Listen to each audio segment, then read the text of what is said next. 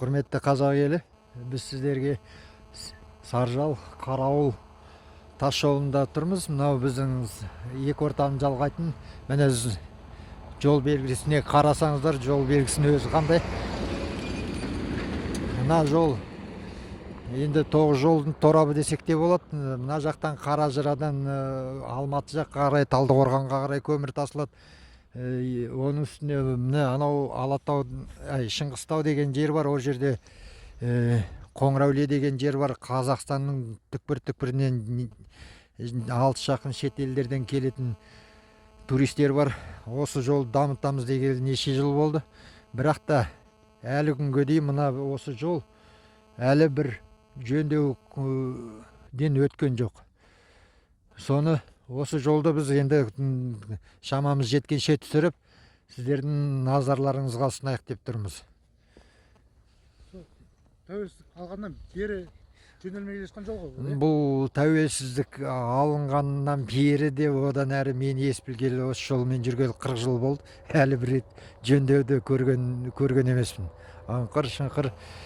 Міне 2 жыл дегенде мінеке осы тақауда бір 40 қойыпты. Оның өзі қайтадан бұзылып кеткен. Міне жолға қарасаңыздар қазір. Мынау қарайып жатқан жердің бәрі шұңқыр жерлер.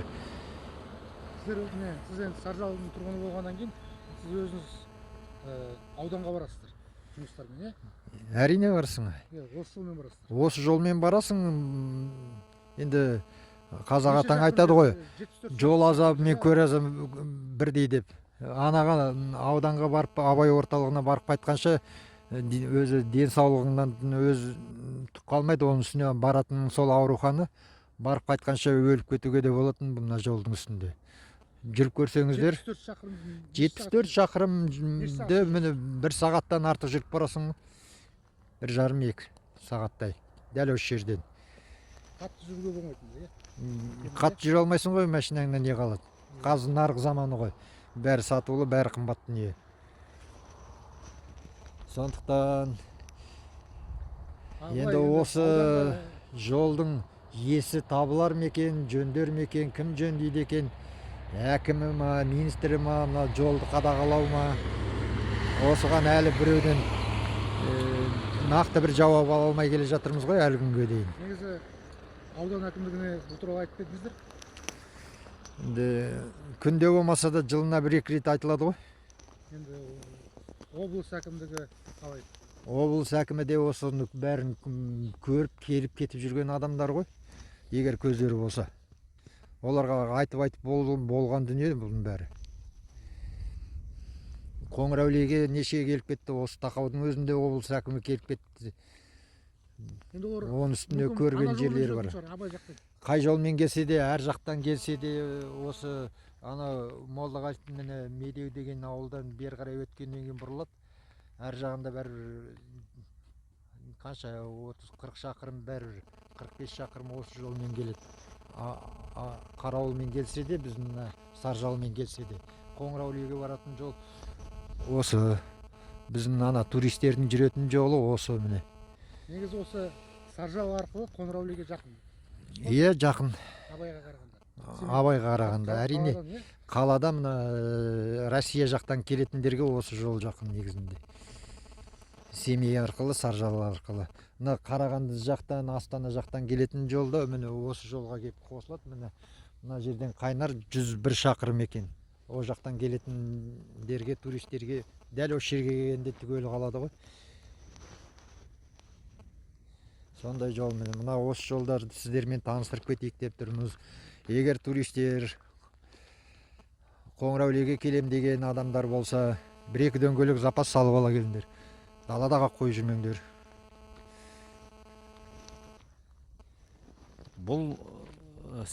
Мен бұл жолмен бізде жүреміз. Мен Қайнар ауылының тұрғынымын. Ауданмен туыстарымыз тұрады, ауданмен жұмыстар болады, ауданға соғу. Сол себеп бұл міне Семей, Саржал, Қарауыл трассы. Бұл жолдың жағдайын енді жаңа айтып кетті ғой. Бұл жолдың жағдайы енді сондай жақсы деп айтуға болмайды. Екіншіден бұл жолды бұл ұлы қазақтың ұлы ақыны Абай Құнанбаев атамыздың ауылы мекендеген жері.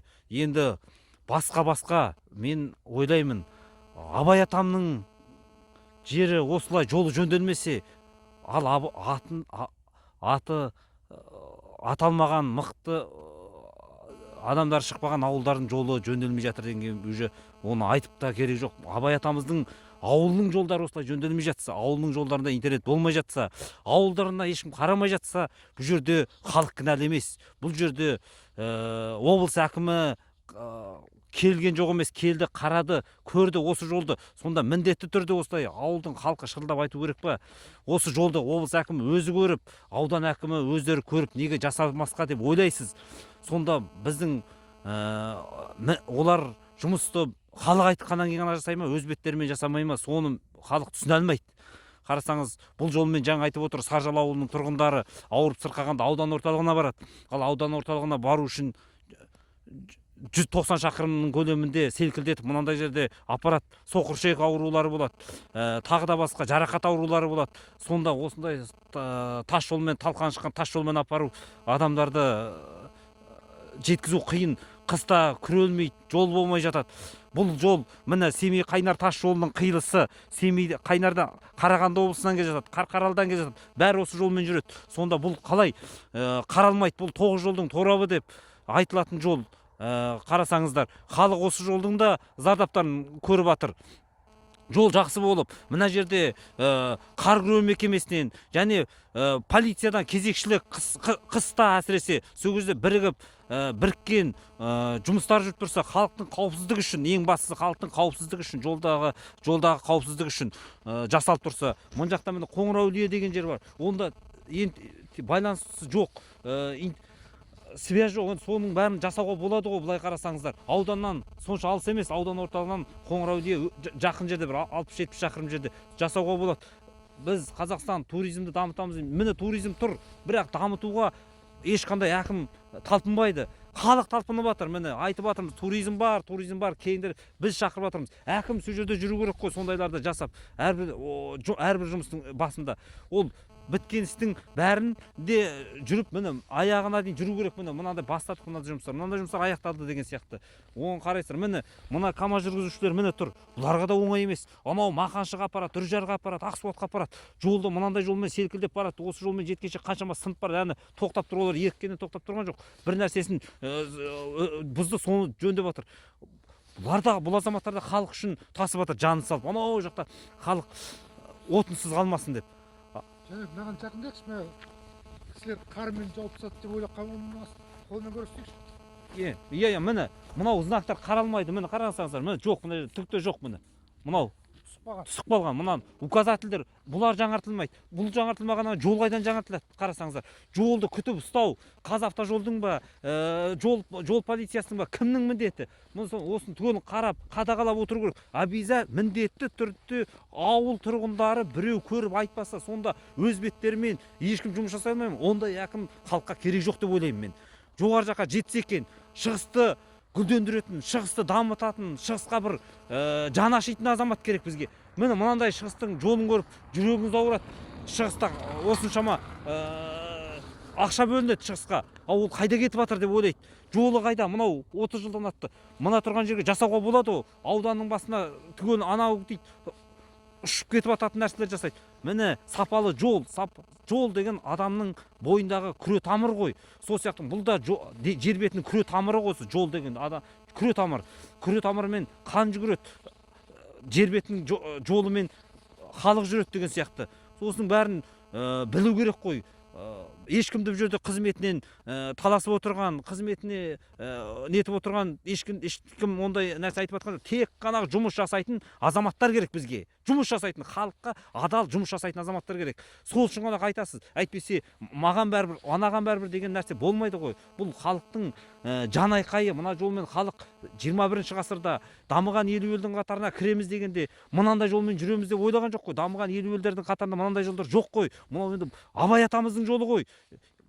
Абай атамыз бүкіл Қазақстанға емес, мұқым Европа таниды Абай атамызды. Европа құрметтеп атқан Абай атамыздың жерін ертең бір Европадан келген бір саяхатшылар келіп көрсе, мына жол немене дейді ғой, мына жол немене жол дейді. Мынау указательдердің дұрыс емес қой дейді. Мына жерде ана демалу пункттары қайда дейді, тоқтап медициналық демалу пункттары қайда дейді. Әрбір, мен айтпай ақ қояйын, әрбір 10 шақырым, 20 шақырым демеймін, әрбір 50 шақырымда бір пункт тұру керек қой, денсаулығын тексеріп, жолаушылардың жағдайларын жасайтын. Тіпті біз оны емес, біз жол жасата алмай отырмыз. Қайдағы пункттар бізге мысалы үшін. Осының бәрін жасау керек қой. Яғни Қоңыраулие тұр, мына Шыңғыстау ар жағын асып түссе, емдік жағдайы бар. Туризмнің бұл жақ болған Омскіден, Орскіден, Челябіден келген кісілерді көргенмен, Ақсу қаласынан, Павлодар, Петропавловск, Алматы бәр жақ осы жаққа келіп өз көзген, Қарағанды бәр жақтан келеді. Соны дамытуға болады ғой. Жұмыс жүрмейді деген сөз. Бұл жол жөнделмейінше халықтың жағдайы осы жолға байланысты. Жол бәр жерде мәселені шешетін осы жол. Жол шешілсе, ептеп болсын шешіледі. Сондықтан жоғары облыстың басшысынан бастап түгел жерге халыққа қызмет ететін, жалған сөйлемейтін, айтқан уәдесін орындайтын әкімдер керек бізге. Бүгін халықты алдап кетіп, ертең мен онда жерге бармаймын деген әкім керек жоқ. Осы жерде аудан әкімі осы жерде жүріп, облыс әкімі осы жерде жүріп, жұмыс жасау керек қой. Былтыр Абай атамыздың 175 жылдығына қаншама миллиардтар бөлінді. Қайда кетті сол миллиардтар? Мына жолға міне қараңыздар, мына жолға неге жасалмайды сол? Ұзаса осы жолға 74 километрге қанша ақша кететінін есептесе болады ғой. Осы жолдарға жасауға болады ғой. Мен үйімнің қасына сұрап отырған жоқпын, басқа жерге сұрап отырған жоқпын, жеке басым. Халыққа сұрап отырмыз. Халық осы Абай ауданының, тіпті мына туризмге келетін, Абайдың өз басын көруге туризмге келеді. Сонда міне осындай қарасаңыздар, ауру сұрқау адамдар жүр. Соған жасап отырмыз. Ешкімге жеке басқа еш нәрсе сұрап отырған жоқпыз. Жол жасалса, халықтың мәселесі шешіледі. Міне ақырындап болсын. Міне жол керек бізге. Осы жол күре тамыр дейді. Осы бұл облыс әкіміне және аудан әкіміне сын деп айта аламын. Сынға сыни көзбен қараса, өзіне-өзі сынын түсінген адам ғана бұны түсінеді. Ал маған керек емес, өз жерге барғам, өйткем деген, ол құр ұрсып кету деген, ол аудан басшысына барып ұрсып, анауға мекемеге барып ұрсып кету. Ол ұрысқаннан нәтиже шығару керек. Нәтиже керек бізге, нәтиже. Мына жолда нәтиже керек. Нәтиже керек. Ол құр айтқанмен болмайды. Бұл жолға қашан ақша бөлінеді, бюджетке кіргізіп, міне ауданымыздың жолы деп, бұл жолдың жасалып жатқан нәтижесі керек. Ана аудан басшысына барып ұрсып, Қазавтожол басшысына барып ұрсып, ана жерде деудің басқана ұрысқаннан одан мәселе шешілмейді. Ұрыспасын, жұмыс жасасын. Жұмыс келіп, өшірге асфальтты құйып, телеканалдармен келіп жасаса, міне сол ғана нәтиже береді. Басқасы бос әңгіме болады. Менің айтарым осы, тек қана халықтың, ұлы Абай атамыздың ауылдарының жолы жөнделуін сұраймын.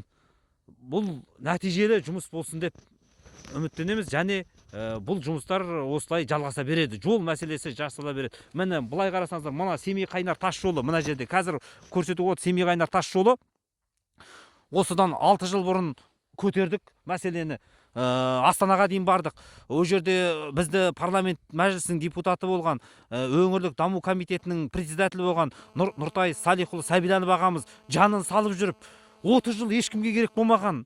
30 жыл ешкімге керек болмаған. Не қала, не облыс, не ауыл әкімдерінің біреуінің назарында болмаған өтірік уәдемен үйіп төккен жолды міне Нұртай Салихұлы Сәбиданов ағамыз жасап берді. Қазір осы Қайнар мына жаққа қарай анау Ақбұлақ деген ауыл бар. Әміре Қашаубаев туған ауыл. Ақбұлақ ауылынан бастап Саржалдың Ащысу деген көпіріне дейін 108 километр жерді 4 жылдың ішінде жөндеді. Оның ар жағында Қаражыра деген көмір кеніші бар. Кеніштен ары қарай Знаменка деген ауыл бар. Сол екі ортада 14 шақырымды жаңадан асфальт құйғызды. Мына жер 108 километр. Қазір бұрын біз Қайнар мен Семейдің ортасына 7 сағат, 8 сағат жүретінбіз.